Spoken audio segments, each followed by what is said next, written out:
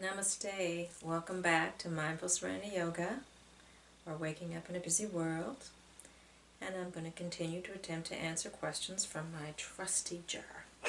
So what I'll do is I will just dig in, pick out a question, and attempt to answer it within a 10-minute time frame. I once again will remind you that I am no expert, no spiritual teacher, definitely no guru. I am no PhD psychologist by any means. All I'm doing is talking from the deeper part of myself, gathering the information that I've learned over years from scriptures and philosophers and poets and scientists, on my own quest for a better understanding about life and myself, who I really am, as well as my own self-inquiry. So any information I give to you today comes from hopefully the deeper part of me, and not from ego. That ego always wants to know, everything and pretend to be so smart when I do not know a lot at all. So as I answer the questions, I want you to bear that in mind. If I say something to you and it resonates, great, go further with it, okay?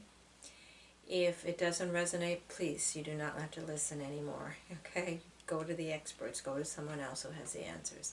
I'm basically just sharing my opinion and what I know.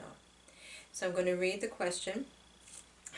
I'd like to get an easy one, but it doesn't seem to be in the cards for me. And the question is, are we all one? Are we all one? I'll start the timer.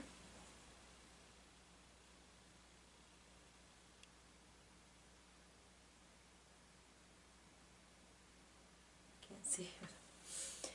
Take a breath.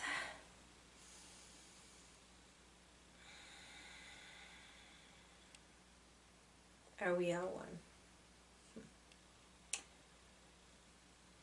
Well, we are born into these bodies.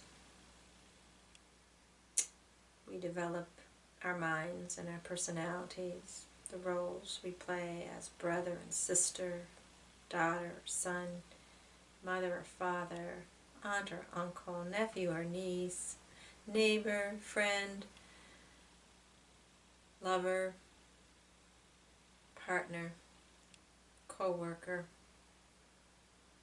service provider, whatever role we take on. And in these roles, we develop what many people would call the ego, or the personal self, or the little me identity. And we often think, because I have a body with separate, distinct lines around it, because I have a house with walls around it, because I have a neighborhood with perimeters marked in miles or little lines on a map around it. Country, the same thing, right? Because I have a belief system that I ascribe to, or a religion that I'm part of, or a job with co-workers I belong to, a team I belong on if I'm an athlete. Though we have these things that seem to separate us, first of all, as individuals, when we're talking about the body, mind, and personality, or as a collective identity when we talk about nationality and race and religion and gender and, the teams we're on and the teams we belong to. We are really not separate. That is an illusion.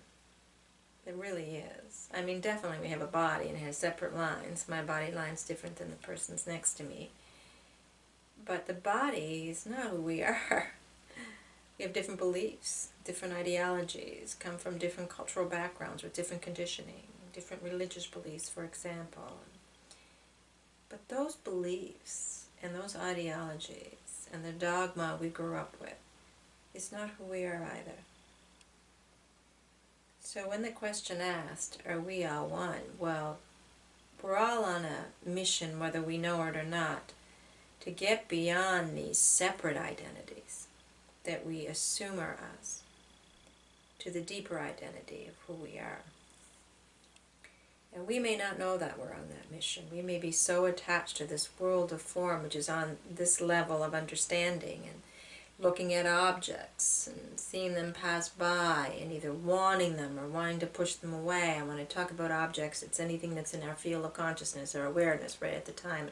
It could be the car we want that's in the parking lot, or it could be the individual we want who's standing at the bar across from us, or it could be the things we don't want, like the illness that's being reported all over the television that people are catching, or a state of poverty or whatnot that we don't want. So we're always observing these objects on the surface layer of our existence, and we're assuming that they are separate from us. At the same time, they are a part of our identity, whether or not we have them or don't have them. We used to define this little individual, separate clump of flesh or mind that we have that we call me, right? So, as long as we're on the surface layer and stuck on the surface layer, we may fail to go deeper into the layer of who we really are. And when we don't go down there, we'll continue to see ourselves as separate little entities. And as separate little entities subscribing to the Darwinian philosophy of, survival of the fittest, we're going to be always feel at the mercy of defense, or the mercy of attack, so we're always going to be defending whatever we consider mine, or ours. And this idea of separation just builds and builds and builds. It's us against them, right? Or us against it, or me against it. But if we were to take the time to go down deeper, below that, to the roots of who we are, to the roots of what we call suffering, to the roots of what we call existence, we will see something totally different. We will see that the objects that we were watching up here are not us. But at the same time, everything we observe is us. And I know that gets complicated when we're talking about the non-duality of existence.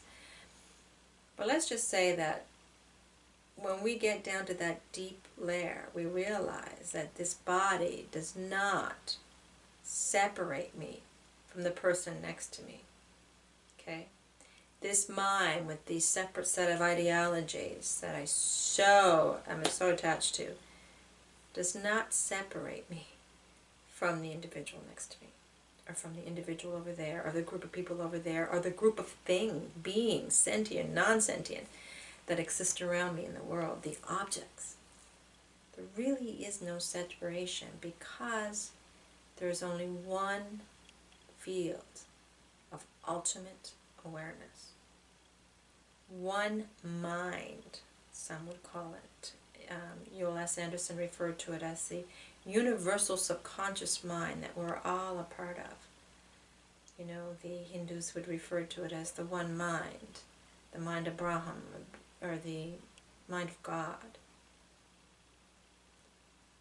We are one field of energy. The fields, Albert Einstein called it, and other quantum physicists would refer to it as.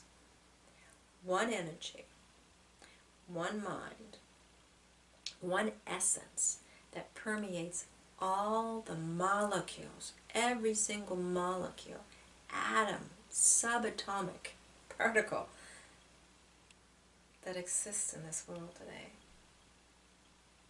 We are all one. We just come out in different manifestations, different forms. But the same energy in me, the same essence that beats my heart and makes my lungs breathe, is in the tree, in the cat, in the chair that's sitting before me.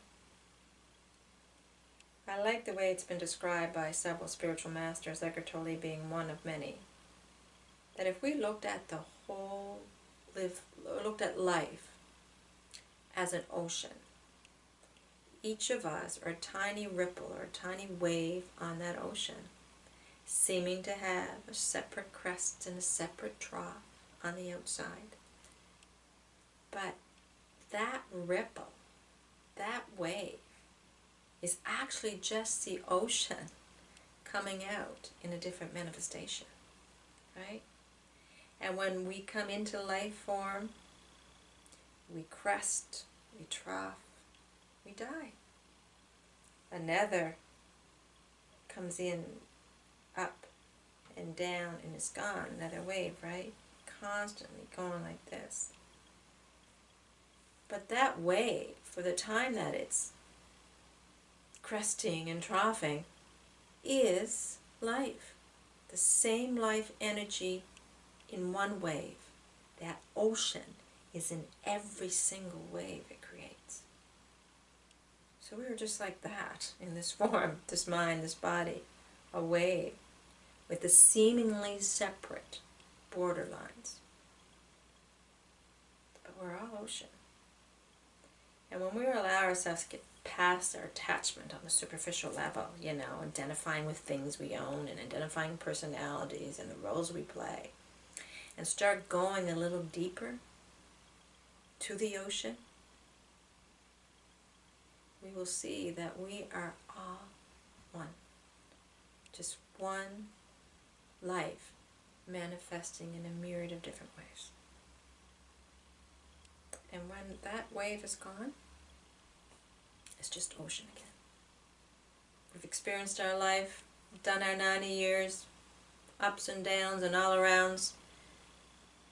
And when our body's gone, when our mind is no longer, I should say the brain is no longer what we consider it to be, consciousness doesn't go away. It just sinks back into the ocean. And once again, we're ocean. Until the next wave, that is.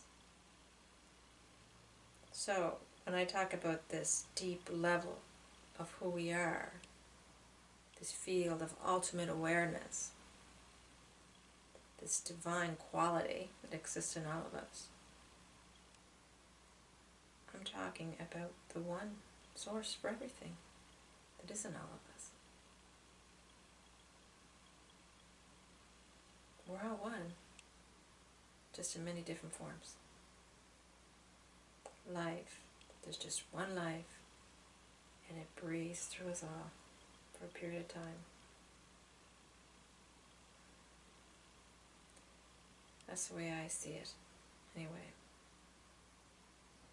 That's the way a lot of the spiritual teachers will teach.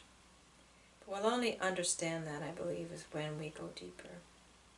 As long as we're stuck up on the superficial level, this will just sound like woo-woo nonsense to you. But the deeper you go, the more self-inquiry you take part in, the most listening to the people who have already ascended or are on their way to ascending to the truth, from this illusion that this is all there is, that separation is real. You'll begin to see the truth. We are all one. We are all one. There's no such thing as separation. That's ego's doing. Well, that is my answer, and I do hope you found it helpful. Anyway, have a wonderful day. Namaste.